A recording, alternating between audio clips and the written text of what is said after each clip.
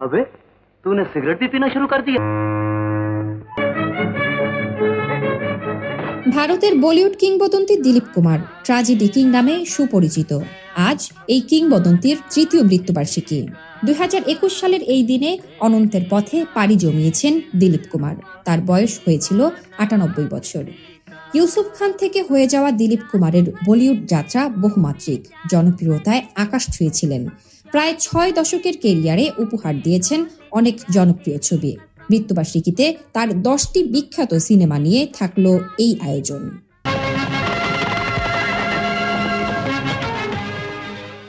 এক, আন্দাজ, 1949 সাল। এই ছবিতে অভিনয় করেছিলেন নার্গিস, রাজ কাপুর ও দিলীপ কুমার। ত্রিকোণ প্রেমের গল্পের এই ছবিতে দিলীপ কুমারের অভিনয় ছিল মনে রাখার মতো। 2, বাবুল, 1950 সালের দ্বিতীয় সর্বোচ্চ আয় করা সিনেমা। মিউজিক্যাল ঘরানার এই ছবিতে দিলীপ কুমারের সঙ্গে ছিলেন নার্গিস ও মুনাওয়ার সুলতানা। দিলীপ কুমার এই ছবিতে একজন পোস্টমাস্টার। 3, দিদার, 1951 সাল। বলিউডে স্বর্ণযুগের জনপ্রিয় ছবিগুলোর অন্যতম। এই ছবির মাধ্যমে দিলীপ হয়ে ওঠেন কিং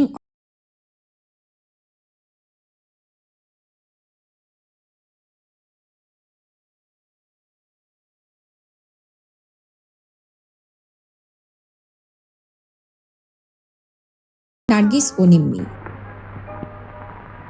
उसके दामन पर करीब की नजर जा सकती है।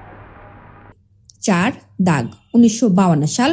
অমিয় চক্রবর্তীর পরিচালিত এই ছবি প্রথমবারের মতো তাকে এনে দেয় ফিল্মফেয়ারে সেরা অভিনেতার পুরস্কার। ছবিতে দিলীপ কুমারের সঙ্গে অভিনয় করেন নিম্মি। 5, দেবদাস, 1955 সাল। বিমল রায়ের পরিচালনায় এই ছবিতে দিলীপ কুমারের নায়িকা সুচিত্রা সেন ও বৈজয়ন্তীমালা। এই ছবির শরৎচন্দ্র চট্টোপাধ্যায়ের উপন্যাসকে সর্বভারতীয় জনপ্রিয়তা দান করে। 6, নয়া দৌড়, 1957 সাল। এই ছবিতে টাঙ্গুওয়ালা শঙ্করের চরিত্রে অভিনয় করেছিলেন দিলীপ কুমার।